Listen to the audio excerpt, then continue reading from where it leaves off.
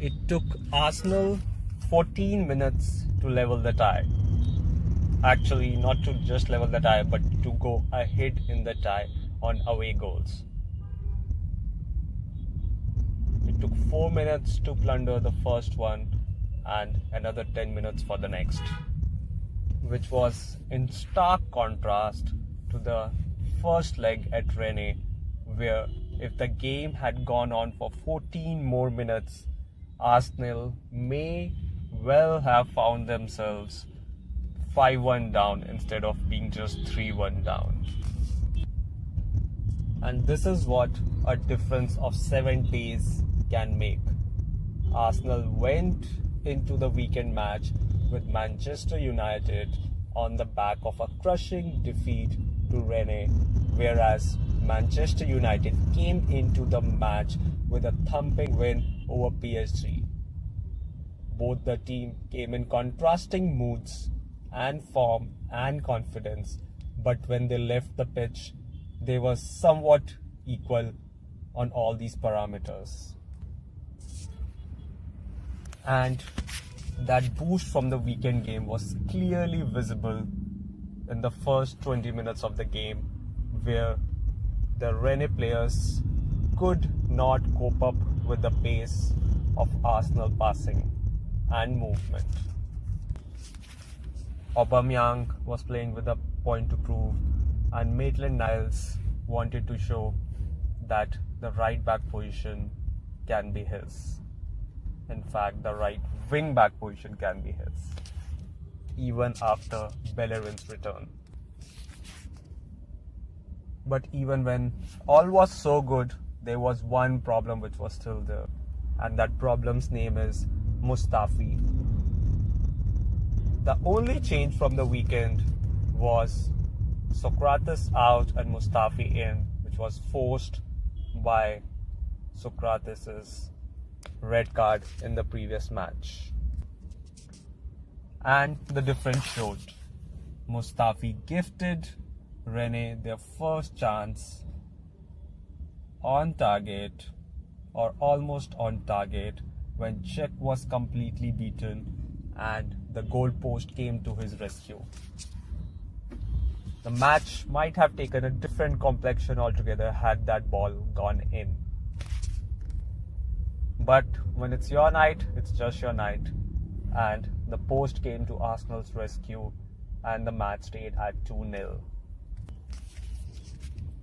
Finally, the third goal, and the game was put to rest. But what to say about Kolasinac? He was the beast.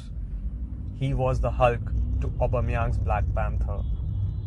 The guy was just incredible, putting in crosses after crosses from the left wing and wreaking havoc on that Rennes defense, which left Aubameyang just for a simple tap-in for the third goal.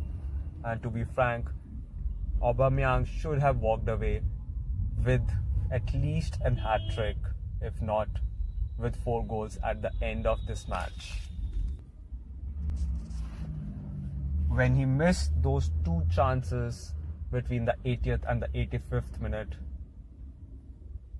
long-time Gooners would have feared for the worst, that these are the kind of instances that come to bite you back, as they have so many times in the past. But it was Arsenal Day, and they came through unscathed with a thumping 3-0 win. And in a true ode to the Black Panther, they never yielded to Rennes, even after being 3-1 down after the first leg, and when many, if not all, had written them off. But there is no perfect victory. That said, Iwobi was lucky to be on the pitch at the end. Emery needs to sit down and have a word to understand exactly why Iwobi felt the need to kick out at a Rennes player in extra time when his team was leading 4-3 in the tie and was through to the quarterfinals. Why? Just why? It was not that the player had nagged him throughout the match. He had just come on. That was almost like the first foul on him. What was it that irked him so much that he felt the need to kick out? And while it was not punished on the field, a decision might still be taken which can prove harmful to Arsenal's cause later on in the tournament. But he lives to fight another day, and so does Arsenal. Coming to the individual player performances, let's start with Petr Cech. Cech had a more comfortable night this time than in France the previous week. His work was fairly routine, and when he was beaten on occasion, the goalpost came to his rescue. And that hope of a last hurrah, that last trophy, was kept alive in his eyes. Although it came at his former side's expense, where he really made his name and earned a move to the England. Next one on the list, Laurent Koscielny. Koscielny, well, the guy was a rock. He is aging, but he's aging like a good fossil. He's still dependable, he's still reliable, way more reliable than his younger mate Mustafi. Mustafi stuck out like a sore thumb in an Arsenal defense which was greased and well oiled. Koscielny and Monreal were up to the task, but Mustafi looked off the pace sometimes. And considering he had the rest over the weekend, it should have been the other way around. Mustafi is making more and more a case for Emery to think at the end of the season, is this the defense he really wants to work with? Or does it require certain tweaks? And about Monreal, well, he was as reliable as ever, be it the left centre-back position or the left back. He goes about his business with no fuss at all. He was constantly harrying the Rennes forwards, trying to win first balls, and was a constant source of comfort for Kolasinac to bomb forward time and again. Talking about Kolasinac, well, he did bomb forward, and he did bomb forward with damaging results. That left foot of his is a rocket delivery. He showed his presence of mind for the second goal by not making a movement towards the ball, not playing himself offside, and ending the attack, which allowed the chance for Aubameyang to return the ball into the dangerous area for Maitland-Niles to head in. And his cross to Aubameyang was the third. What a peach. How many times have we seen this season now that he has that delivery which he can rely on time and again? He has truly justified that he is a wing back, if not a full back. And that was not all. He was also back in defense, chest thumping, making that sliding tackle which stopped a possible shot on goal.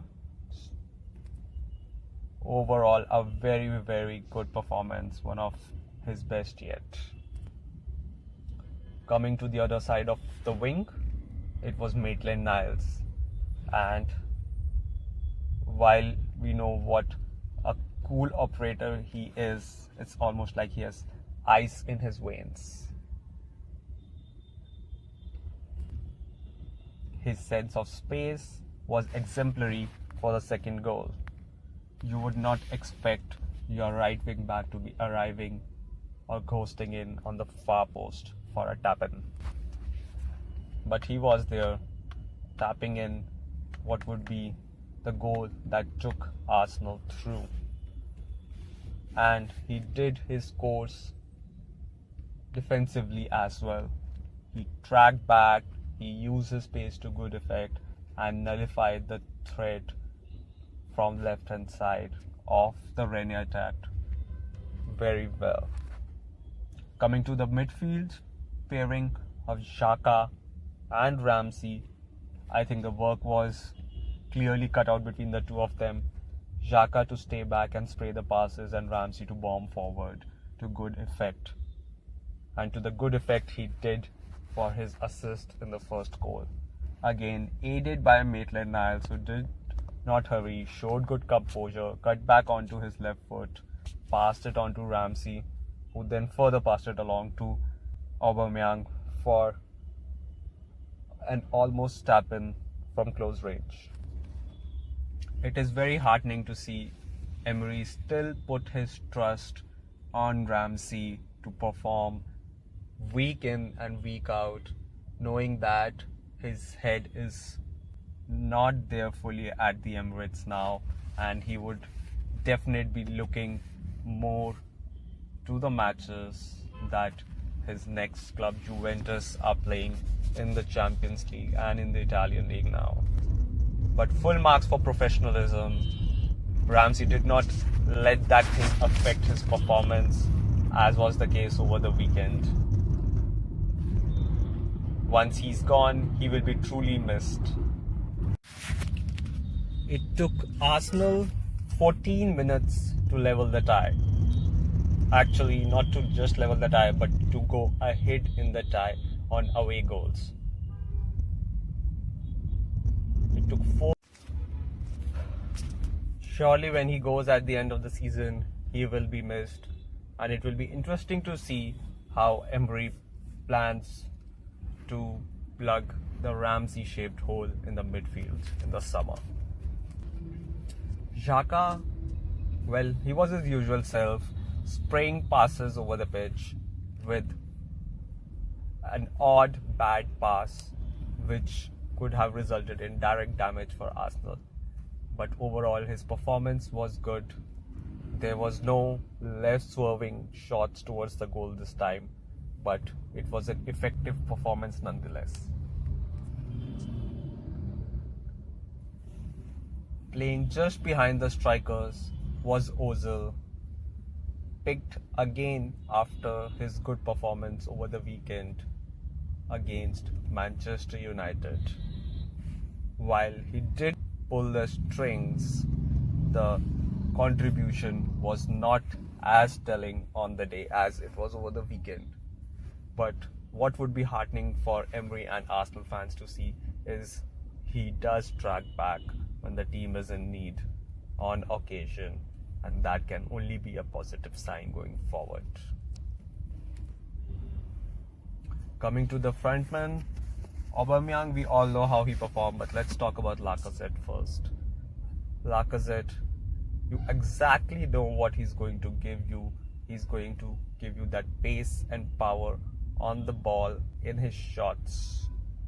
He picked up a yellow and almost looked like picking up a second booking, but was withdrawn by Emery, and rightly so. He did not score a goal, but he will take heart from his performance, which was good nonetheless. Coming to the other guy, the Black Panther, Aubameyang. Good game from him, 2 goals, decisive goals, contributing to the winning cause. The only blemish will be that he missed out on scoring the hat-trick, missed those 2 chances. If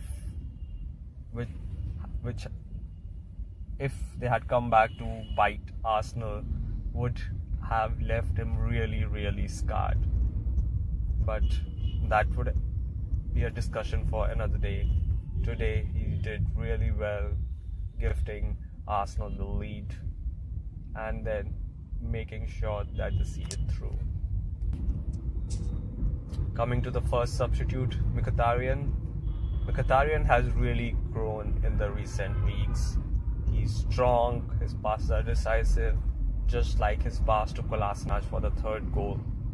There was an easy pass to Iwobi and he could have passed on the responsibility, but he decided to wait, look out for the Kolasinac run, picked him out with aplomb, and then we all know what happened from there. Given less time on the pitch, but the results were there for see to all.